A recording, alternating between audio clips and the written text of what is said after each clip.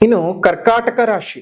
ಕರ್ಕಾಟಕ ರಾಶಿನಲ್ಲಿ ಹುಟ್ಟಿರುವಂತವ್ರಿಗೆ ಯಾವ್ಯಾವ ರೀತಿಯಾಗಿ ಗ್ರಹಸ್ಥಿತಿಗಳಿದೆ ಅನ್ನೋದನ್ನ ಗಮನಿಸೋಣ. ಮೊದಲನೇದಾಗಿ ರಾಶಿಯಲ್ಲೇ ಇರತಕ್ಕಂತಹ ಗುರು ಮತ್ತು ದ್ವಿತೀಯದಲ್ಲಿ ರಾಶಿ ಮತ್ತು ದ್ವಿತೀಯದಲ್ಲಿ ಸಂಚಾರ ಮಾಡತಕ್ಕಂತಹ ರವಿ ಮತ್ತು ಬುಧರು, ಮೂರನೇ ಮನೆಯಲ್ಲಿರ್ತಕ್ಕಂತಹ ಶುಕ್ರ, ಎರಡನೇ ಮನೆಯಲ್ಲಿ ಇರ್ತಕ್ಕಂತಹ ಕೇತು, ಅದೇ ರೀತಿಯಾಗಿ ಎಂಟನೇ ಮನೆಯಲ್ಲಿ ಇರ್ತಕ್ಕಂತಹ ರಾಹು, ಒಂಬತ್ತನೇ ಮನೆಯಲ್ಲಿ ಇರ್ತಕ್ಕಂತಹ ಶನಿ, ದ್ವಾದಶದಲ್ಲಿ ಇರ್ತಕ್ಕಂತಹ ಕುಜ. ಈ ಒಂದು ಗ್ರಹಸ್ಥಿತಿಯನ್ನ ಗಮನಿಸೋದಾಯ್ತು ಅಂತ ಹೇಳಿದ್ರೆ, ಕರ್ಕಾಟಕ ರಾಶಿಯವರಿಗೆ ನೋಡಿ, ನಿಮ್ಮ ರಾಶಿಯಲ್ಲೇ ಇರ್ತಕ್ಕಂತಹ ಉಚ್ಚಂಗತನಾಗಿರ್ತಕ್ಕಂತಹ ಗುರು, ಅವನ ಜೊತೆಗೆ ರವಿ ಮತ್ತು ಬುಧರು. ರವಿ 17ನೇ ತಾರೀಕಿನವರೆಗೂ ಇರ್ತಾನೆ, ಬುಧ 22ನೇ ತಾರೀಕಿನವರೆಗೂ ಸಹ ಇರ್ತಾನೆ. ಈ ಸಂದರ್ಭದಲ್ಲಿ ಅತ್ಯದ್ಭುತವಾಗಿರತಕ್ಕಂತಹ ಯೋಗ ಫಲಗಳನ್ನ ನೀವು ಚೆನ್ನಾಗಿರ್ತಕ್ಕಂತಹ ಯೋಗ ಫಲಗಳನ್ನ ನೀವು ಅನುಭವಿಸೋದಕ್ಕೆ ಸಾಧ್ಯವಾಗ್ತದೆ.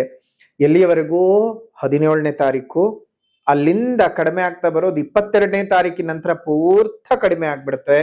ಯಾಕೆ ಅಂತ ಹೇಳಿದ್ರೆ, ನೋಡಿ ಗಮನಿಸಿ, ಮೂರನೇ ಮನೆಯಲ್ಲಿ ಶುಕ್ರ ನೀಚನಾಗಿದ್ದಾನೆ. ಸುಖಸ್ಥಾನದ ಅಧಿಪತಿಯು ಮೂರನೇ ಮನೆ ಒಳಗಡೆ ನೀಚನಾಗಿ ಇರ್ತಕ್ಕಂಥದ್ದು ಅಷ್ಟೊಂದು ಯೋಗಕರವಲ್ಲ. ಇದರಿಂದ ನಿಮ್ಮ ಒಡ ಹುಟ್ಟಿದವರೊಟ್ಟಿಗೆ ಇದ್ದಂತಹ ವೈಮನಸ್ಯಗಳು, ತಾಪತ್ರಯಗಳು, ಆಸ್ತಿ ವಿಚಾರಕ್ಕೆ ಜಗಳಗಳು, ಅಥವಾ ಸಣ್ಣ ಪುಟ್ಟ ಮಾತುಕತೆಗಳೇ ತುಂಬಾ ದೊಡ್ಡದಾಗಿ ತುಂಬಾ ಅವಘಡಗಳನ್ನ ಮನಸ್ಸಿಗೆ ತಂದು ಹಾಕ್ತಕ್ಕಂಥದ್ದು ಆಗ್ಬಿಡುತ್ತೆ. ಈ ಒಂದು ಕರ್ಕಾಟಕ ರಾಶಿನಲ್ಲಿ ಹುಟ್ಟಿರ್ತಕ್ಕಂಥವ್ರಿಗೆ ಹುಷಾರಾಗಿದ್ದು ಜೀವನನ ಸಾಗಿಸ್ಬೇಕು. ಒಳ್ಳೆ ರೀತಿನಲ್ಲಿ ಜೀವನನ ನೋಡ್ಕೊಳ್ತಾ ಹೋಗಿ. ಅದರ ಜೊತೆಗೆ ಈ ಒಂದು ತಿಂಗಳು ಆಲ್ಮೋಸ್ಟ್ 22ನೇ ತಾರೀಕಿನವರೆಗೂ ನಿಮ್ಗೆ ಅಂತಹ ಕೆಡುಕಿನ ಫಲಗಳೇನು ಇಲ್ಲ. ಆದ್ರೆ ಕೊನೆಯ 8-9 ದಿವಸಗಳು ತುಂಬಾ ತಂಟೆ, ತಾಪತ್ರಯಗಳು ಎಲ್ಲವೂ ಸಹ ಜಾಸ್ತಿ ಆಗತ್ತೆ. ಕೊನೆಯ 8-9 ದಿವಸಗಳು ಬಹಳ ಕಷ್ಟವಾಗುತ್ತೆ. ಆರೋಗ್ಯದಲ್ಲಿ ವ್ಯತ್ಯಾಸಗಳಾಗುವಂಥದ್ದು, ಕೆಲಸ ಕಾರ್ಯಗಳಲ್ಲಿ ಹಿನ್ನಡೆಗಳು ಉಂಟಾಗುವಂಥದ್ದು, ದುಡ್ಡು ಕಾಸುಗಳನ್ನು ಕಳ್ಕೋತೀರಾ, ಕೆಲಸಗಳನ್ನು ಕಳೆದುಕೊಳ್ತಕ್ಕಂತಹ ಭೀತಿಗಳು, ಮೇಲಧಿಕಾರಿಗಳಿಂದ ಕಿರುಕುಳಗಳು, ಮಾನಸಿಕ ಅಶಾಂತಿಗಳು ಉಂಟಾಗ್ತಕ್ಕಂಥದ್ದು.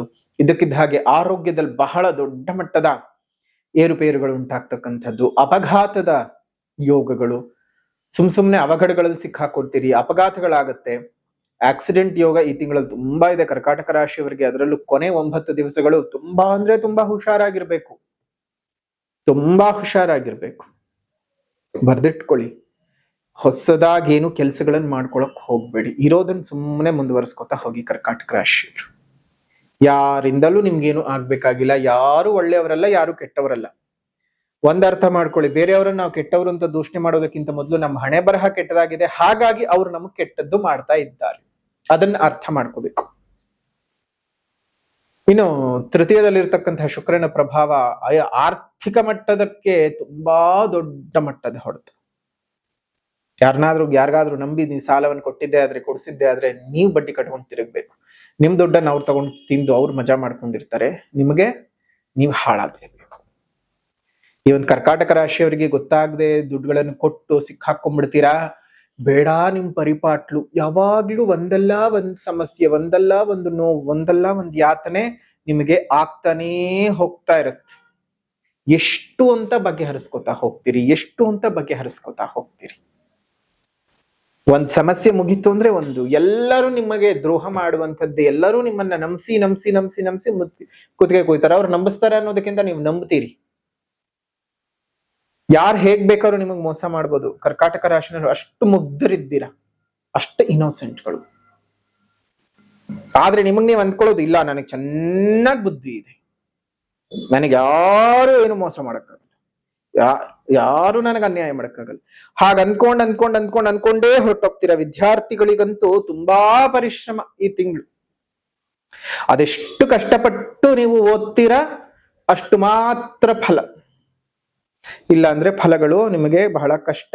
ರೈತರಿಗೆ ಒಂದಷ್ಟು ಅವಯೋಗಗಳು ಉಂಟಾಗುವಂತಹ ಸಾಧ್ಯತೆಗಳಿದ್ದಾವೆ. ಹುಷಾರು, ಜಾಗ್ರತೆಯಾಗಿ ಇರಿ.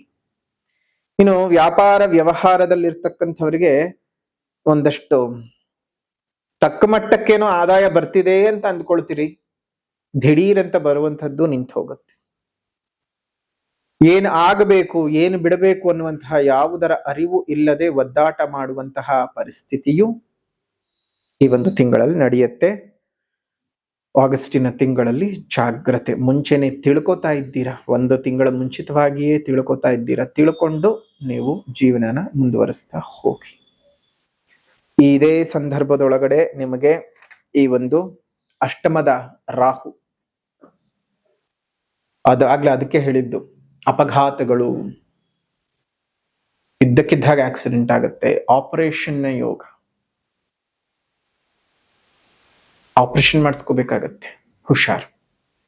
ಹೊಟ್ಟೆಗೆ ಸಂಬಂಧಪಟ್ಟಂತಹ ಕಾಯಿಲೆಗಳು ವಿಪರೀತ ಬಾಧೆ ಕೊಟ್ಬಿಡುತ್ತೆ, ಕಾಲಿಗೆ ಸಂಬಂಧಪಟ್ಟಂತಹ ಕಾಯಿಲೆಗಳು ವಿಪರೀತ ಬಾಧೆ ಕೊಟ್ಬಿಡುತ್ತೆ. ಅದಕ್ಕೆ ಸಂಬಂಧಪಟ್ಟಂತಹ ಆಪರೇಷನ್ ಗಳನ್ನ ಮಾಡಿಸ್ಕೊಳ್ಬೇಕಾದಂತಹ ಅನಿವಾರ್ಯ ಪರಿಸ್ಥಿತಿಯು ಉಂಟಾಗ್ಬಿಡುತ್ತೆ ಕರ್ಕಾಟಕ ರಾಶಿನಲ್ಲಿ ಹುಟ್ಟಿರುವಂತಹವರಿಗೆ. ಜಾಗ್ರತೆಯಾಗಿದ್ದು ಜೀವನನ ನಡೆಸ್ತಾ ಹೋಗಿ. ಜೊತೆಗೆ ಇದೇ ಒಂದು ಜುಲೈ ತಿಂಗಳಲ್ಲಿ, ಇದು ಆಗಸ್ಟ್ ತಿಂಗಳ ಭವಿಷ್ಯ ಆದ್ರೂ ಜುಲೈನಲ್ಲಿ ಅಪ್ಲೋಡ್ ಆಗ್ತಾ ಇದೆ, ಹಾಗಾಗಿ ಜುಲೈನ 12ನೇ ತಾರೀಕು ವಿಶೇಷವಾದಂತಹ ಘಟನೆಯು ನಡೆಯುತ್ತಾ ಇದೆ. ಆ ಘಟನೆಗೆ ಬಂದು ತಾವೆಲ್ಲರೂ ಸಹ ಸಾಕ್ಷಿಯಾಗಬೇಕು. ಏನಪ್ಪಾ ವಿಶೇಷವಾದಂತಹ ಘಟನೆ ಅಂದ್ರೆ, ಎಷ್ಟೋ ಕೆಲಸಗಳು ತಟಸ್ಥವಾಗಿ ನಿಂತು ಹೋಗುತ್ತೆ, ವಿರೋಧಿಗಳು ಜಾಸ್ತಿ ಆಗ್ತಾರೆ.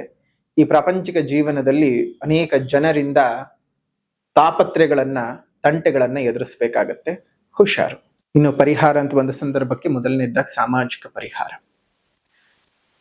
ಪ್ರಕೃತಿಯನ್ನು ಉಳಿಸಿ, ಪ್ರಕೃತಿಯನ್ನು ಬೆಳೆಸಿ, ಇನ್ನಿತರ ಜೀವ ಜಂತುಗಳಿಗೊಂದಿಷ್ಟು ಆಸರಿಯಾಗಿರಿ. ಮುಂದಿನ ಪೀಳಿಗೆಯ ಉಸಿರು ಚೆನ್ನಾಗಿರ್ಬೇಕಂದ್ರೆ ಹಿಂದೆ ಹಸಿರನ್ನ ಕಾಪಾಡ್ಕೊಳ್ಬೇಕು. ಹಸಿರನ್ನ ಕಾಪಾಡ್ಕೊಳ್ಳೋದ್ರ ಬಗ್ಗೆ ಜಾಗೃತರಾಗಿ. ಇನ್ನು ಆಧ್ಯಾತ್ಮಿಕ ಪರಿಹಾರ ಅಂತ ಬಂದ ಸಂದರ್ಭಕ್ಕೆ ನೀವು ಮಾಡ್ಕೊಳ್ಬೇಕಾಗಿರೋದಾದ್ರೂ ಏನಪ್ಪಾ ಅಂತ ಹೇಳಿದ್ರೆ, ಈ ಒಂದು ಸಂದರ್ಭದಲ್ಲಿ ರಾಜರಾಜೇಶ್ವರ ಸ್ತೋತ್ರದ ಪಠಣವನ್ನ ಬೆಳಗ್ಗೆ ಮತ್ತು ಸಂಜೆ ಪಠಣ ಮಾಡ್ತಾ ಬನ್ನಿ. ಶುಭವಾಗ್ಲಿ, ಮಂಗಳವಾಗ್ಲಿ, ಕರ್ಕಾಟಕ ರಾಶಿಯವರ ಕಷ್ಟಗಳು ಕರಗಲಿ ಅಂತ ಹೇಳಿ ಪ್ರಾರ್ಥನೆಯನ್ನು ಮಾಡ್ತಾ ದೇವರಲ್ಲಿ ತಮ್ಮೆಲ್ಲರಿಗೂ ಶುಭಾಶೀರ್ವಾದವನ್ನು ತಿಳಿಸ್ತಾ ಇದ್ದೇವೆ. ಇದಾಗಿತ್ತು ಕರ್ಕಾಟಕ ರಾಶಿಯವರ ಆಗಸ್ಟ್ ತಿಂಗಳ ಮಾಸ ಭವಿಷ್ಯ ಹೇಗಿದೆ ಅಂತ. ವಿಡಿಯೋ ಇಷ್ಟ ಆಗಿದ್ರೆ ಲೈಕ್ ಮಾಡಿ, ಶೇರ್ ಮಾಡಿ, ಕಮೆಂಟ್ ಮಾಡಿ. ಮತ್ತೊಂದು ವಿಡಿಯೋನಲ್ಲಿ ಭೇಟಿ ಮಾಡೋಣ. ಅಲ್ಲಿವರೆಗೂ ನಮಸ್ಕಾರ. ಲೋಕಾ ಸಮಸ್ತ ಸುಖಿನೋ ಭವಂತು, ಸಕಲ ಸನ್ಮಂಗಳಾನಿ ಭವಂತು, ಸರ್ವೇ ಜನಾಃ ಸುಖಿನೋ ಭವಂತು, ಸಮಸ್ತ ಸನ್ಮಂಗಳಾನಿ ಭವಂತು.